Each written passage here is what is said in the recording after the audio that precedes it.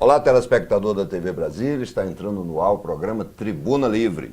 E nós vamos começar hoje falando sobre educação, sistema educacional, principalmente do Distrito Federal. E para falar sobre isso, nada melhor, do que ter o privilégio de receber aqui o professor Mafra, que é o presidente do Conselho Distrital de Educação, e o nosso comentarista, meu amigo Leal, que está aí firme e forte. Você viu que foi promovido a comentarista. Sim, agora, muito bom, mas merece. Muito bom, e ele vem correndo de moto, ele se auto-apelida de motociclista.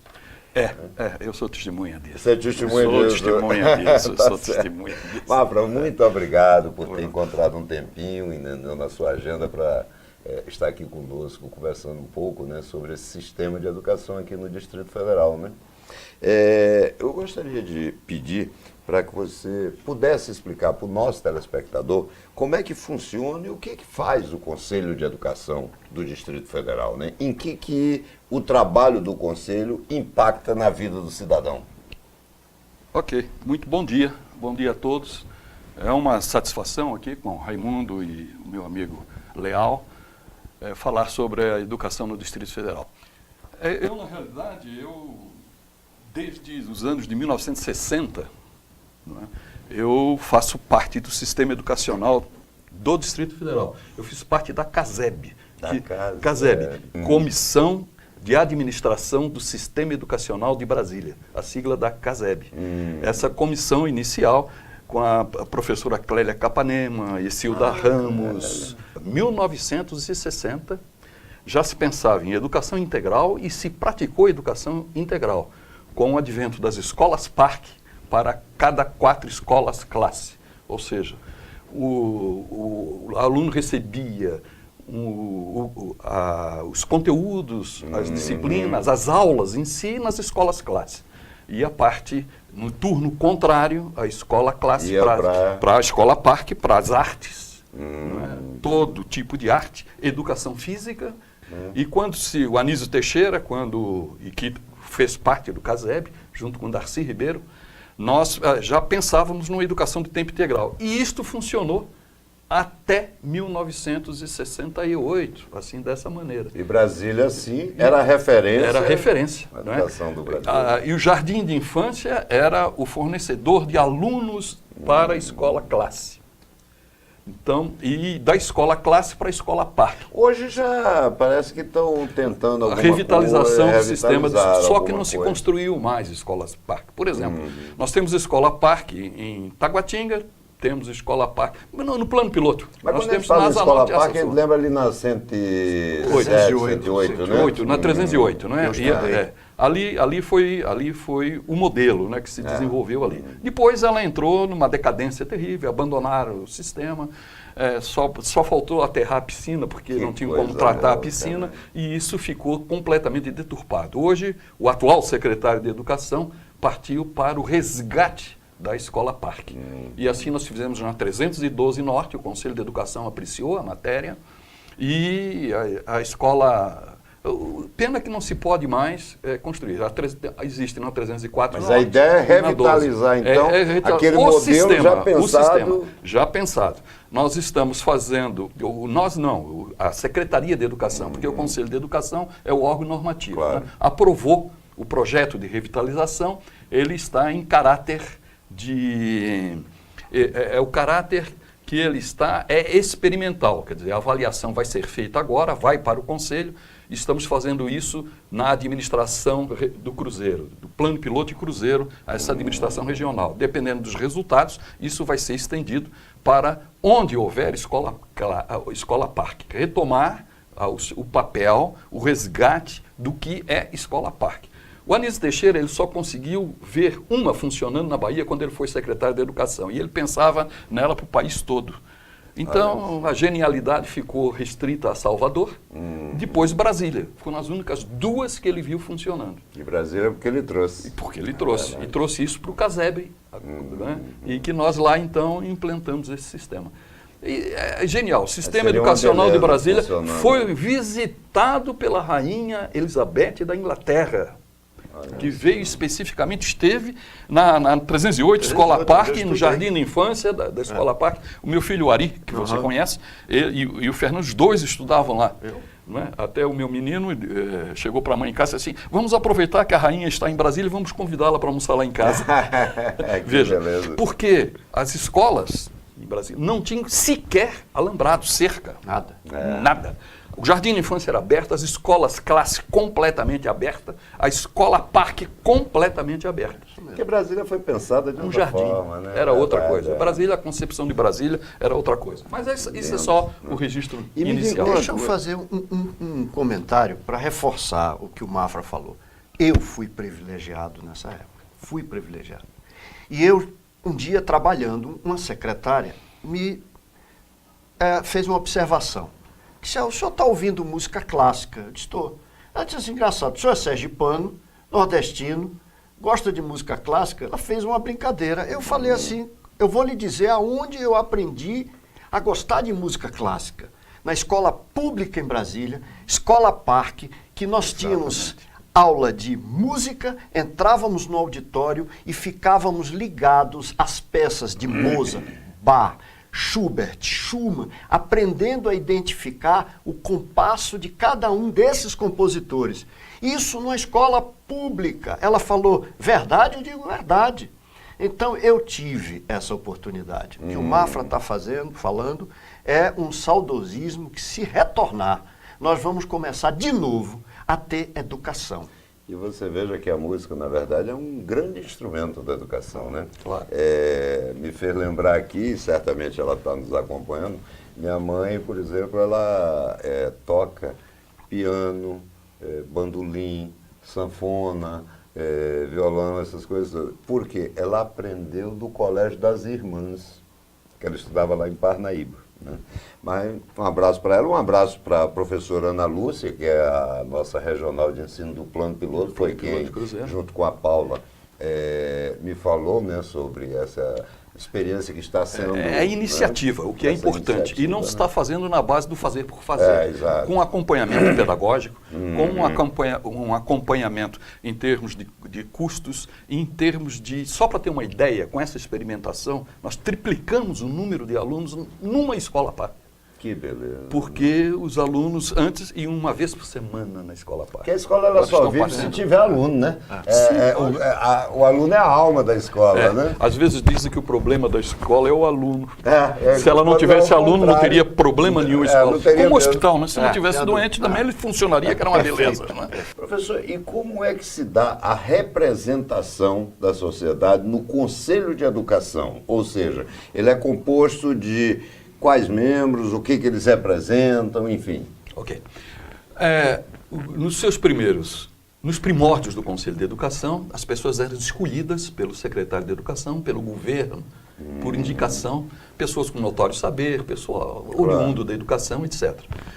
Depois, com o Distrito Federal, com a sua libertação política, com a criação de governo, Câmara Legislativa, etc., a Câmara Legislativa ela aprovou a Lei de Gestão Democrática e o Conselho de Educação passou a ter representatividade da sociedade, o que foi espetacular em termos de pluralismo, em termos de pessoas... Até porque a sociedade é o destinatário do serviço. Então nós temos ali representante de alunos, representantes de pais, representantes dos profissionais da educação, tanto da área particular quanto da área pública.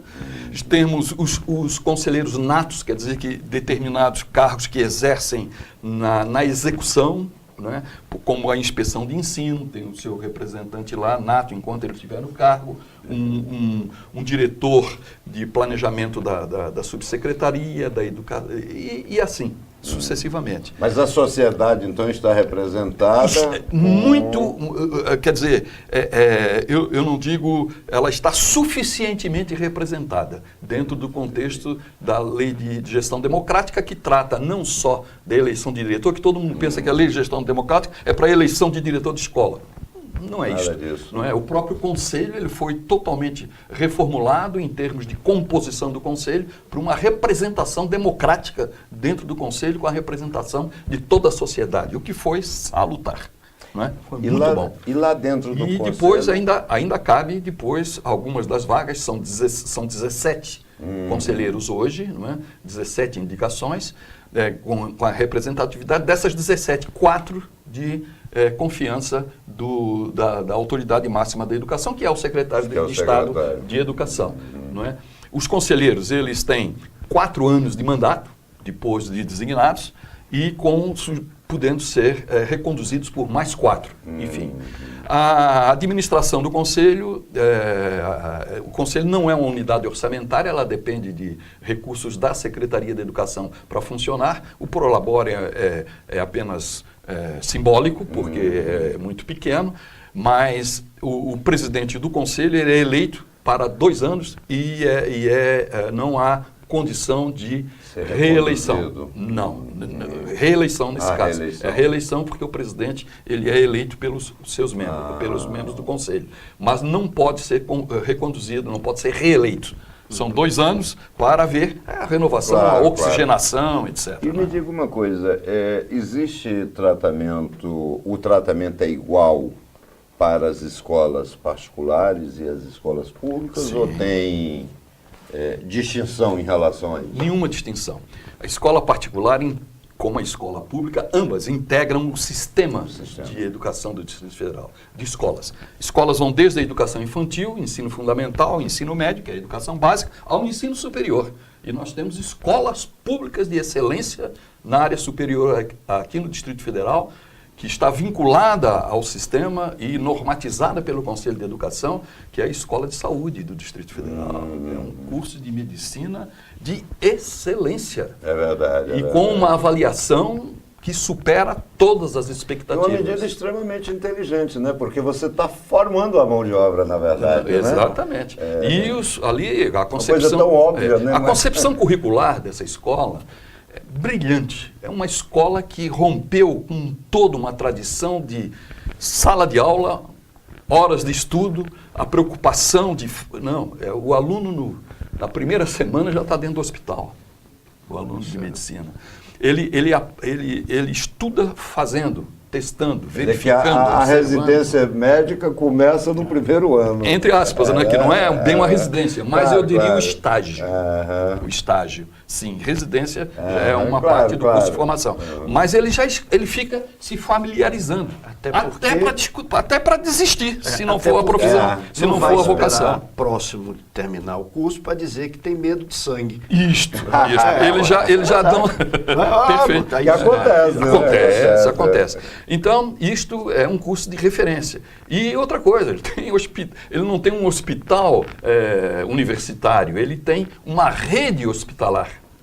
Não é? Muito bom. Isso já está funcionando Está funcionando dessa maneira. E está aprovado pelo Conselho, nos mesmos moldes, uma escola de magistério do Distrito Federal. Isto dentro funcionando com a mantenedora sendo a FUNAB, que é a Fundação Universidade Aberta do Distrito Federal, do qual o primeiro grupo que trabalhou nisso eu fiz parte ainda e isto ficou no papel durante uns 20 anos, só saiu há pouco tempo. Existe uma variável que a gente não tem controle, que é o tempo. Já me avisaram que a gente tem mais 2 minutos. Então eu queria que o professor Mafra pudesse explicar para o nosso telespectador, se conseguir em 1 minuto, né? Difícil. O que é Base Nacional Comum Curricular e quando ela será implantada no DF. Ok. A Base Nacional Curricular, ela é uma proposta do Ministério da Educação, que foi estudada essa proposta há anos, que vem sendo de 2 ou 3 governos anteriores ao atual. Ela teve um estudo bastante acentuado no atual governo e ela foi concluída em termos de estudo, de proposta pelo Ministério da Educação para reformular currículos, toda a base curricular para a educação básica que corresponde à educação infantil, ensino fundamental e ensino médio em todo o país. Uma base nacional comum, mas com muita diferenciação do que existe hoje. Essa base nacional comum, ela já foi encaminhada integralmente para o Ministério, para o Conselho Nacional de Educação, o CNE.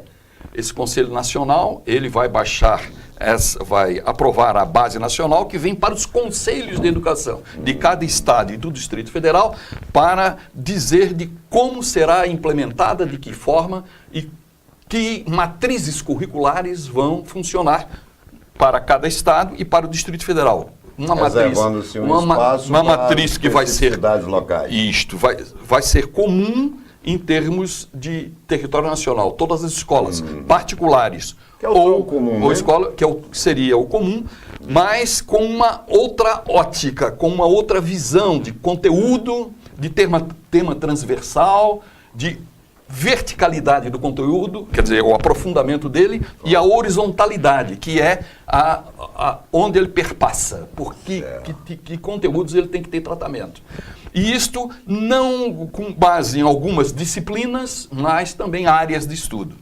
Ok? Perfeito. Bem, isto feito para a educação infantil, tem características muito próprias e importantíssima para todo o processo educacional, para toda a vida. Uma educação infantil efetiva e bem feita, tudo indica que na continuidade de estudos o sucesso será muito maior do que quem não teve essa educação infantil ou não pôde estudar na idade própria, etc, etc. E no tempo, nós temos como fixar ou prever a sua implantação? Sim.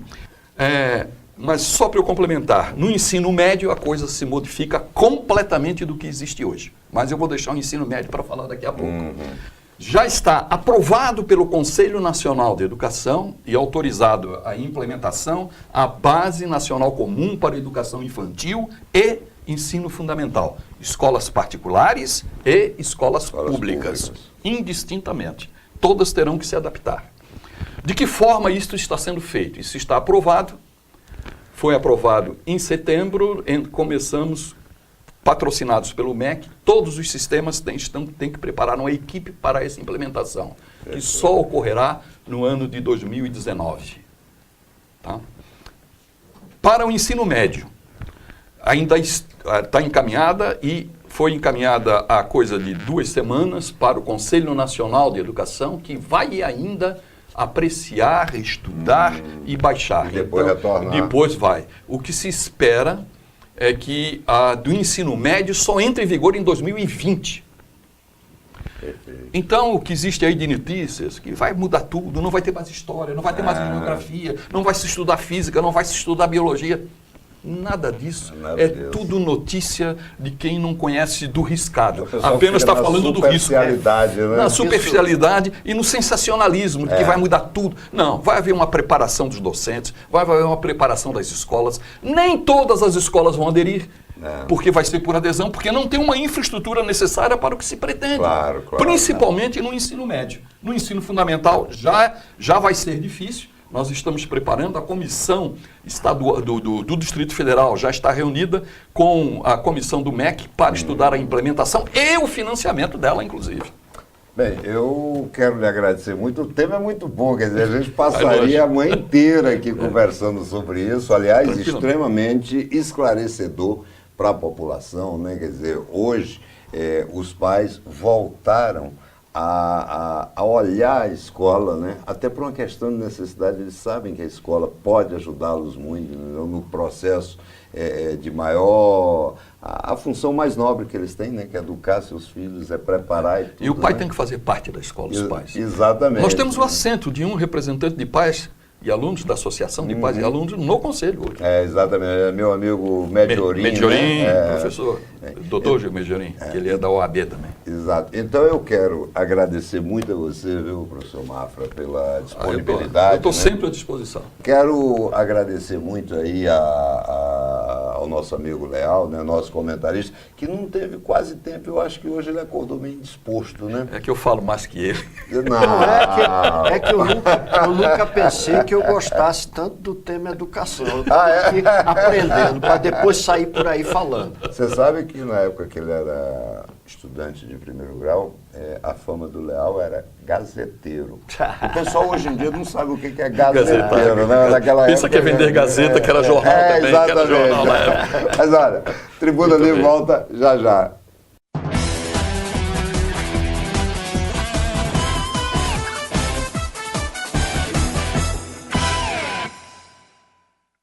Estamos de volta com o Tribuna Livre e hoje com um comentarista especial, né? Estamos aqui com o Falcon, né?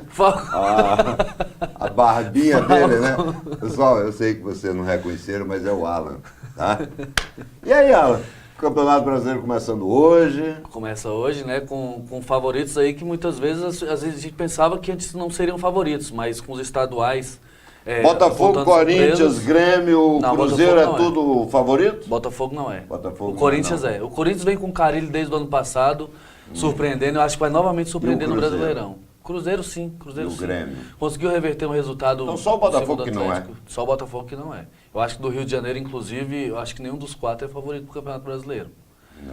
As pessoas pensam que pelo elenco que o Flamengo tem, de repente é favorito. Mas você não acha que o pessoal supervaloriza o elenco do Flamengo? Não, é um elenco realmente estrelado. Você acha? Mas é um elenco realmente estrelado, que até conversava com um amigo, nosso amigo Gustavo, que a gente bem conhece, um flamenguista. O que gosta do Cristiano Ronaldo. É, o que gosta do Cristiano Ronaldo. Eu estava falando com ele em relação a isso, a gente estava conversando. O Flamengo hoje contrata nomes, né? Ele não contrata um elenco ou jogadores para fazer um time realmente. Verdade, ele contrata por nome. Então acho que isso não chega a lugar nenhum.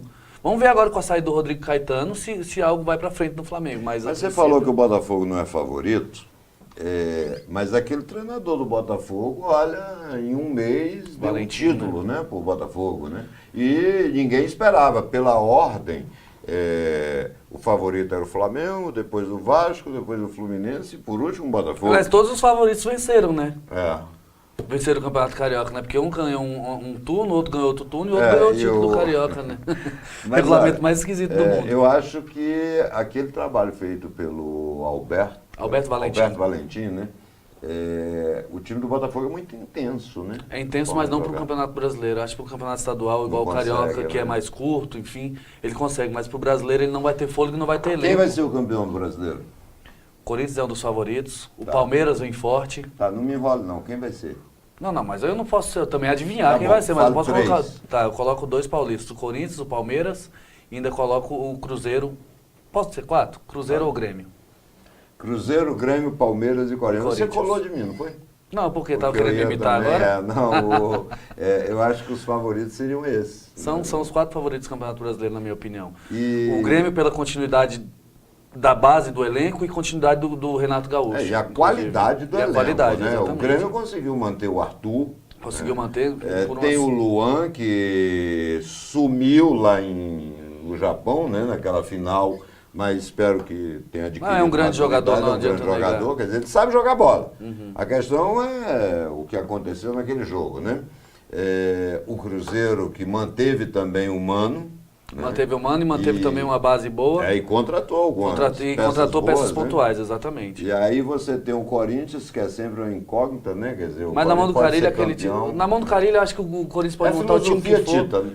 Tite, exatamente. Eu acho que ele pode chegar. E o Palmeiras, que é o time de maior investimento, né? Investimento que vem mantendo também um elenco coeso desde o ano passado, que não foi campeão, inclusive acho que, na minha opinião, até eu coloquei aqui no programa que seria o campeão. Não foi porque o Corinthians realmente fez um primeiro turno muito bom. Senão o Palmeiras teria sido até fortíssimo candidato. Foi fortíssimo candidato ao título, mas o Corinthians chegou no final e conseguiu. E a Libertadores, os times brasileiros seguem adiante mesmo? Coloca os mesmos times. Cruzeiro e Vasco. Coloca os mesmos times como favoritos. A gente pode colocar aí o próprio Grêmio, o Palmeiras, o Corinthians como favoritos. O Flamengo é líder da chave hoje, mas não, o Santos acho que não passa de uma terceira fase na Libertadores. Não tem elenco para isso. O elenco do Santos hoje é muito novo. Eu vejo quando o sujeito está mostrando os gols, fulano de 16 anos, quer dizer... tem agora me fugiu o nome de um rapaz, do jogador novo lá no Santos agora, que inclusive vem despontando. Agora a semente, Pelé, é um negócio danado, porque no Santos Toda hora, não é nem todo Mas é o trabalho de toda hora base. surge um menino bom de bola, né? Mas é o trabalho de base bem feito lá Pois nos é. meninos da Vila, na Que é verdade. o caso também de Xerém, né? Sempre surgem bons Sempre meninos, surge. né? É uma pena que o Fluminense tem que vender. Precisa E não vender. resolve nunca o problema financeiro. O Santos né? ainda consegue segurar um pouquinho, né? Ainda consegue um título ou outro ali, mas o Fluminense, logo que surge, já Aliás, vende essa história do de cara. Fluminense, você está sabendo, né? O Fluminense vendeu por 40 milhões há 6 meses atrás o Richarlison, Isso. que já vai ser vendido por 189 milhões para outro time da Inglaterra. O bom é os 5% que vem, né, pro Fluminense. Eu sei, mas o Fluminense poderia ter seguido o exemplo do Flamengo, que vendeu muito bem esse menino aí. Que, O Vinícius Júnior? Vinícius, Que na vendeu minha, por que na minha 160, opinião vai né? ter que mostrar muito ainda no Real É, Madrid. ele, né? Eu ainda acho que o Richarlison, por exemplo, do Fluminense, vai despontar muito mais que o Vinícius Júnior lá na Europa. E, inclusive porque tem mais tempo de adaptação. Mas né? de adaptação, e eu acho que tem. Não que tenha mais futebol. É, mas eu acho que o são estilo estilos dele, diferentes, o estilo né? dele se adapta mais ao futebol europeu.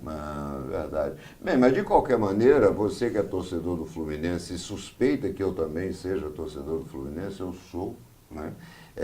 Eu também acredito, o futebol tem coisas extraordinárias. Então, eu vou botar o quinto favorito aí, pela ordem. Fluminense, Não. Corinthians, Não, esse, Palmeiras, Cruzeiro não, eu venho para esse e programa. Grêmio. Não, eu venho pro programa tratar de assunto sério. Por que você vê hoje fantasiado de Falcon? Não, é porque agora é meu novo estilo, né? Eu adotei isso aqui, eu tô fugindo. Estilo, você já tem estilo. Tô fugindo de umas dívidas aí, isso aqui é um disfarce. É aí um coloca- disfarce, né? Alguém diz assim, será que é filho do ar? É, exatamente. Acaba disfarçando um pouquinho, eu consigo transitar em alguns lugares que eu não poderia hoje com as dívidas. Mas enfim, E a é Série brincadeira, B, tá? Não devo ninguém, e a não. Série B também começando aí, né?